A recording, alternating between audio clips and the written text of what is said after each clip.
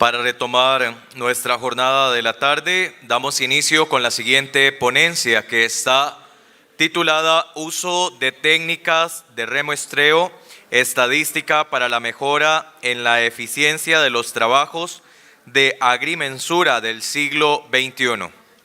El ponente es el ingeniero Rodolfo Méndez de Uruguay. Don Rodolfo cuenta con un doctorado en agrimensura, Universidad Nacional de Catamarca, República de Argentina, especialista en teledetección aplicada a la observación e información territorial, Universidad Politécnica de Madrid, España, ingeniero técnico en topografía, ingeniero agrimensor. En el ámbito privado se ha desempeñado en distintas obras de caminería, construcción de edificios y construcción de plantas industriales. Trabajó 20 años en el Servicio Geográfico Militar, realizando relevamientos geodésicos, topográficos y fotogramétricos en diversas zonas del territorio nacional, en la demarcación de límites con Brasil y Argentina, así como también en territorio antártico, donde Uruguay tiene una base científica. Ha realizado trabajos de colaboración con la NASA y METI, evaluando para Uruguay la calidad posicional del Amster-Geden. Actualmente desempeña tareas de investigación y enseñanza en la Facultad de Ingeniería de la UDILAR. Ocupa el puesto de jefe del Departamento de Geodesia del Instituto de Agrimensura desde el 2016. Recibimos al ingeniero Rodolfo Méndez. Gracias.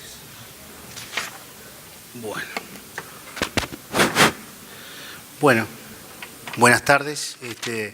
Gracias a todos por estar acá, sobre todo después del almuerzo, que es bastante sacrificado. En esta charla, en esta presentación de título quizá excesivamente largo, del cual me arrepentí después, pero ya era tarde, la hicimos junto con, no es un colega, es un ingeniero industrial, el doctor Carlos López, con el cual trabajo en temas académicos de hace algunos años ya. Quiero hacer una aclaración, porque puede haber algún error en la transcripción. Yo no soy doctor en agrimensura, sino que soy doctorando, es decir, estoy terminando mi doctorado, todavía no lo he terminado. Bien, antes que nada, quisiera aclarar algunos objetivos que tiene la presentación.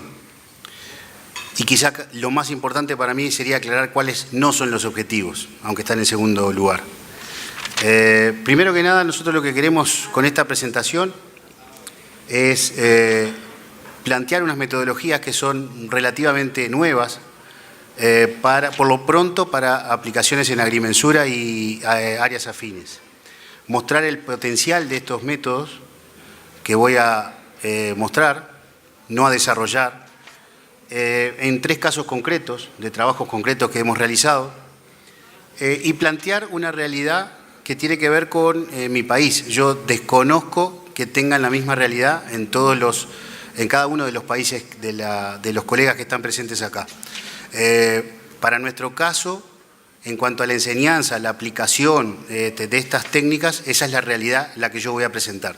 Por eso quiero aclarar que no estoy haciendo extensiva a que a ustedes tengan situaciones similares. Los que no son objetivos de la presentación justamente es exponer la teoría de los métodos que voy a mostrar, ni tampoco mostrar resultados numéricos. ¿Por qué? Porque el objetivo más importante es la parte conceptual. ¿Para qué sirven esas herramientas? ¿Cómo nos pueden ayudar a resolver problemas? Esas herramientas tienen un sustento matemático bastante árido y no daría ni el tiempo, ni soy especialista tampoco como para poder explicarlas. Así que, hechas esas aclaraciones, podemos seguir.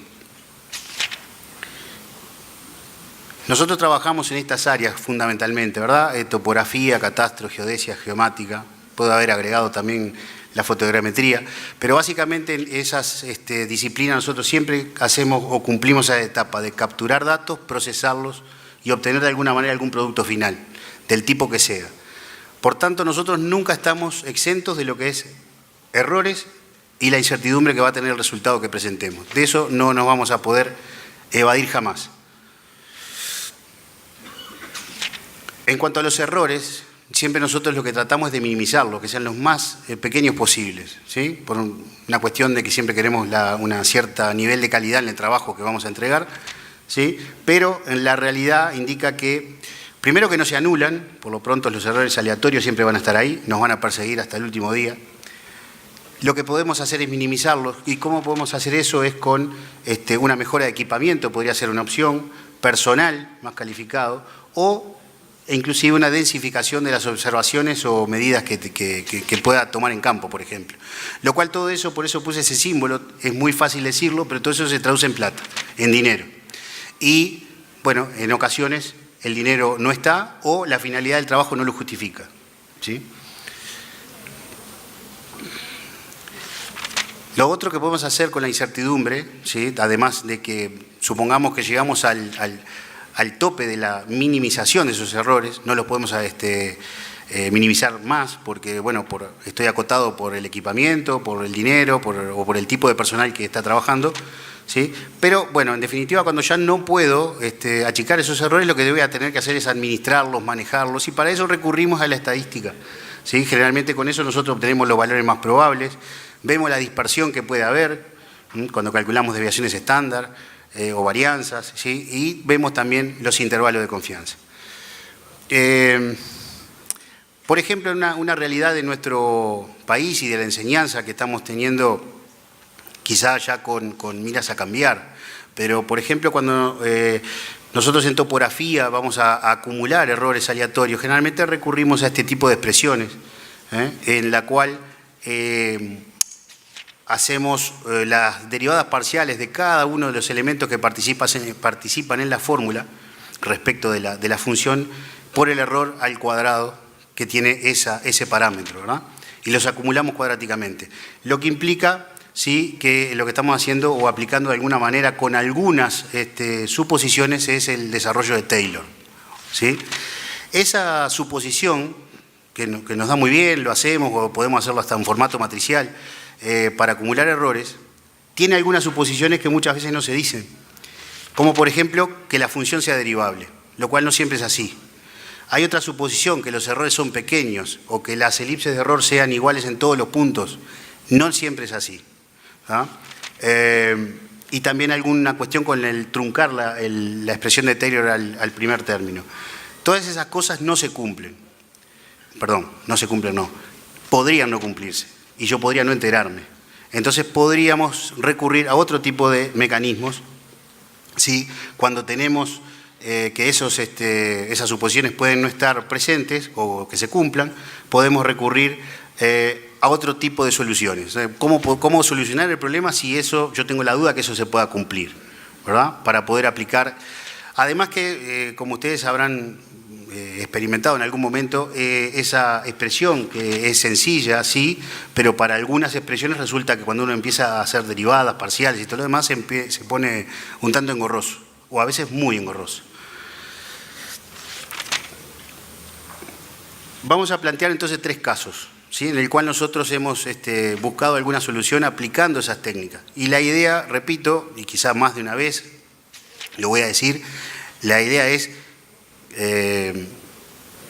que conozcan la técnica que existe y que es útil, no los fundamentos de la misma. Alguna cuestión capaz con uno de los remuestreos le voy a explicar un poco cómo es. Por ejemplo, el primer caso es el cálculo del área de un polígono, ¿sí?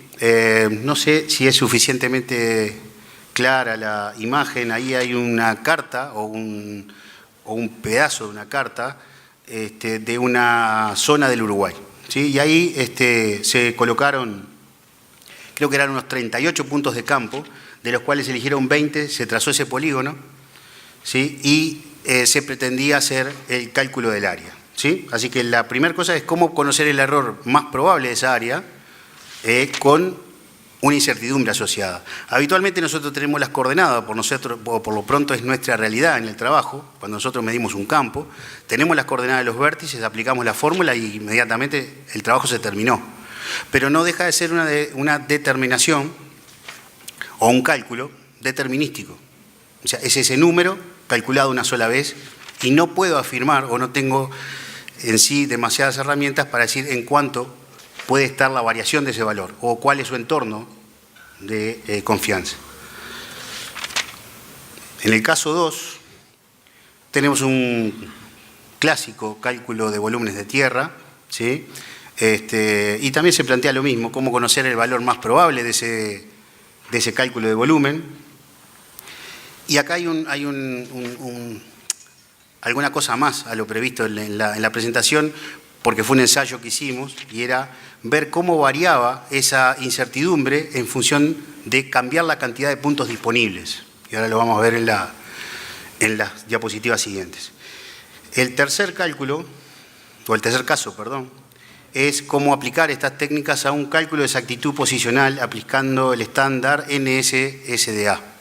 Ese estándar es un estándar que supongo que algunos de ustedes lo conocerán, es un estándar americano de exactitud posicional. Nosotros lo usamos bastante, sobre todo en temas académicos. Ese estándar lo que hace es nos permite calcular la exactitud posicional de una carta o documento cartográfico, exactitud posicional vertical u horizontal, pero hay un inconveniente. Me dice, esta carta tiene una exactitud de tanto, pero no sé entre cuánto puede variar. O sea, es un número, solamente un número, y no tiene ningún entorno. Entonces vamos a ver cómo aplicar para resolver eso. Los métodos, y acá se presentan, y es la única, o prácticamente la única presentación del método, o de los 3 métodos que voy a mencionar, quizá muchos de ustedes los conozcan, pido disculpas a quienes ya los conozcan por reiterar esto. Como remuestreo estadístico hay 2 técnicas fundamentales que son el bootstrap y el jackknife. Son técnicas que, como verán los años por ahí, viene la primera del año 49 y por el 70 y algo es modificada, ¿sí? En el cual lo fundamental de esta técnica consiste en considerar a la muestra que yo tengo de puntos como si fuera la población. Ahí está un poco y en base a esa muestra que ahora la considero población, encontrar más muestras. Suena un poco raro, pero es así. El jackknife es muy parecido, ahora vamos a ver alguna diferencia. La simulación de Monte Carlo, ¿sí? Que es lo único. Es bastante muy útil, por cierto, y permite resolver una cantidad de problemas, pero básicamente el concepto es sencillo. Implica generar números aleatorios para que un cálculo, en vez de hacerse una vez, se haga 10.000, 100.000 o 1.000.000 de veces. Y otra área que seguramente ustedes sí conozcan, que es la geoestadística, como el estudio de fenómenos espaciales y temporales, y capitaliza relaciones espaciales para modelar posibles valores de las variables en lugares que no fueron muestreados, lo que implica que la geoestadística es una herramienta sumamente útil para lo que es la interpolación y además para la simulación. Vamos al caso 1 rápido porque me parece que del tiempo si no me va a dar. En el caso 1, que era el caso de cómo hacer un cálculo de área, la idea era no quedarse con un solo cálculo de área, o sea, hacer la cuenta, el área me dio tanto y se terminó el problema ahí. Entonces, ¿cómo poder cambiar eso? Bueno, realizando con la herramienta de geoestadística, ¿sí? Con esa disciplina, hacer una simulación. Y ahora va a aparecer una diapositiva de la cual estoy un poco arrepentido de ponerla porque tiene muchas fórmulas y no va por ahí la cosa. Pero la simulación estadística lo que va a hacer, disculpen, pero esto, ahora sí. La simulación estadística, imaginen que lo que hace es esto. Por algunas condiciones, yo tengo un polígono, los cuales esos 20 vértices tienen una cierta posición, pero la geoestadística me permite, cuando yo digo perturbación geoestadística, quiere decir que esos puntos se van a mover, entre comillas, y van a tomar una nueva posición, cada uno de esos 20 vértices. Si eso lo hago una vez, quiere decir que encontré un segundo polígono equiprobable con el primero, ¿sí? Pero si lo hago 10.000 veces, entonces quiere decir que tengo 10.000 polígonos, ¿sí? De los cuales cada uno de ellos tiene la misma probabilidad de que se dé en el campo. ¿tá? Eso lo permite hacer la geoestadística. Si yo, entonces, tengo en definitiva 10.000 polígonos, es claro que lo que tengo son 10.000 cálculos de área, porque con cada uno de ellos voy a hacer un cálculo de área. Y si tengo 10.000 valores de esa área, lo que puedo encontrar es su valor más probable, haciendo la media aritmética si fuera el caso, podría encontrar la mediana si quisiera, y también encontrar, por ejemplo, los valores extremos, porque en definitiva con los 10.000 valores yo lo que puedo hacer es un histograma, y encontrar en qué valores extremos y calcular que tal valor se va a dar con un 68, 95 o 99% de probabilidad. En el caso nuestro, bueno, no íbamos a entrar en número, pero en ese caso, para ese polígono que se hizo en el campo, un polígono muy grande, el valor más probable fue de 353 kilómetros cuadrados y iba a variar entre esos dos valores que están por ahí. Voy a apurar porque si no, no me va a dar. El caso de del cálculo de volumen, y ahora sí les voy a mostrar lo más rápido posible en qué consiste el Bootstrap. El Bootstrap consiste en lo siguiente. Supongamos que yo tengo 100 puntos, con los cuales yo voy a hacer 100 puntos de campo, ¿verdad? Con los cuales yo voy a hacer mi cálculo de volumen. Lo que hace el Bootstrap es toma una muestra, una primera muestra, con reposición. ¿Qué quiere decir eso?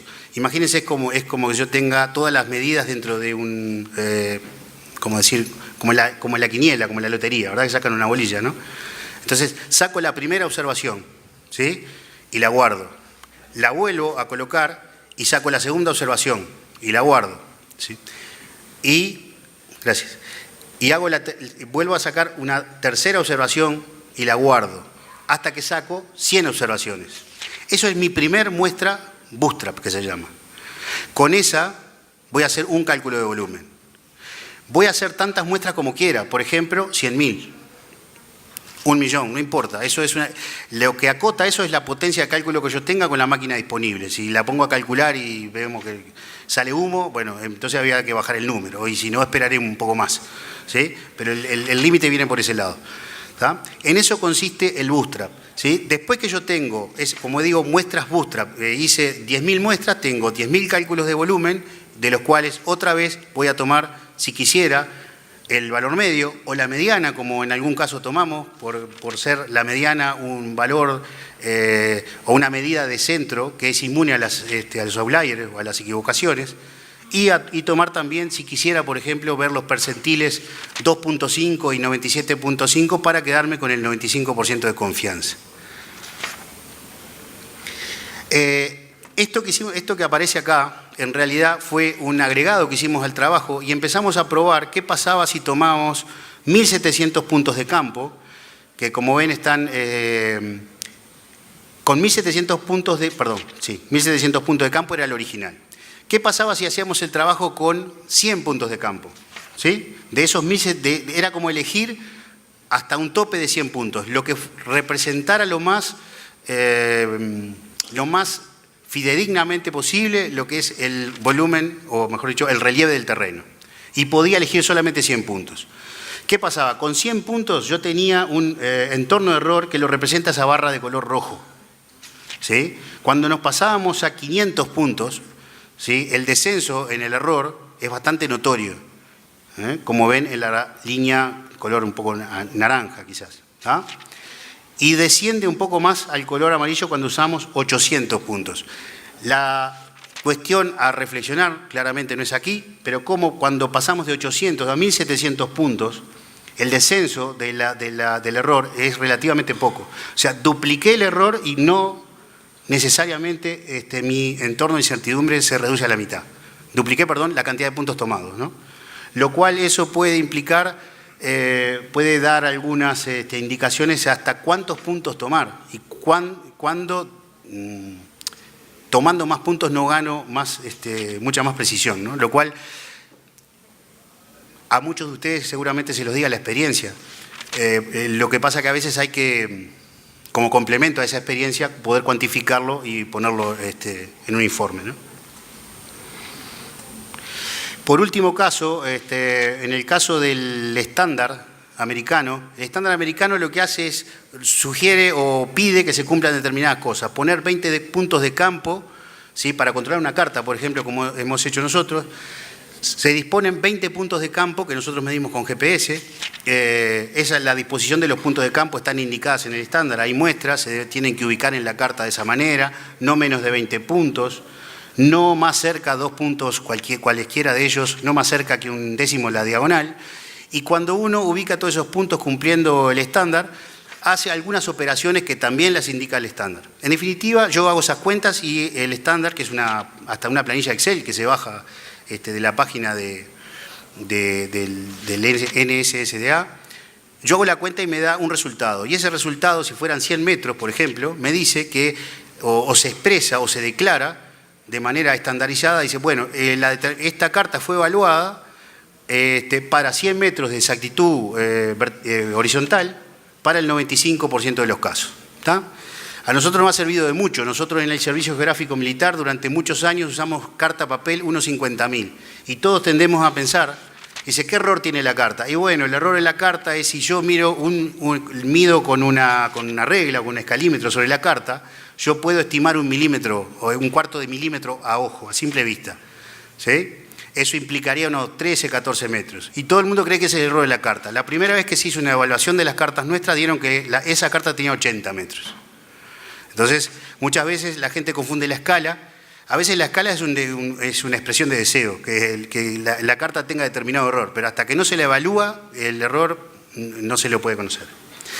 Bien, en este caso, esto ya lo he dicho, acá también se aplica el bootstrap, ¿sí? Tomando de esos 20 puntos, digo 20 porque es el mínimo que pide el estándar, podría tener 40 puntos de campo. Lo que hago es tomar más muestras, no solamente hacer la cuenta una vez. Vuelvo a hacer bootstrap, en el cual, si tuviera 20 puntos de campo, genero otra muestra sacando con reposición 20 elementos de los elementos originales y vuelvo a hacer la cuenta. Por tanto, vuelvo a tener tantas muestras como quiera, voy a tener un valor medio de ese error y también un índice. Voy a apurar porque ya tengo menos de 5. Bien. En casos de aplicación, particularmente del tercer caso, como les contaba, nosotros aplicamos en algunas cartas en el Uruguay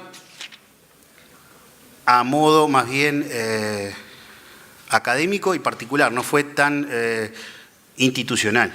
¿Sí? Lo ideal hubiera sido que el Servicio Geográfico lo hubiera aplicado en sus 300 cartas que cubren todo el territorio y hubiera declarado cuál es la exactitud. Eso sería lo ideal, porque es una manera como diría, transparentar cuál es el error verdadero, no el que se supone, el error verdadero que tiene esa carta y corre por cuenta del cliente para qué la va a usar. ¿Sí? El otro caso de aplicación lo encontré casualmente en un paper escrito por el ingeniero Jorge Moya, el cual no tengo el gusto de conocer, pero sé que es de Costa Rica, y él hizo un trabajo similar, pero en vez de evaluar la exactitud de una carta, por ejemplo, de las curvas de nivel que tuviera una carta, él lo que evaluó fueron ondulaciones geoidales. Es lo mismo en definitiva, conceptualmente es lo mismo, pero lo que tenía era un modelo geoidal y lo que hizo fue evaluar.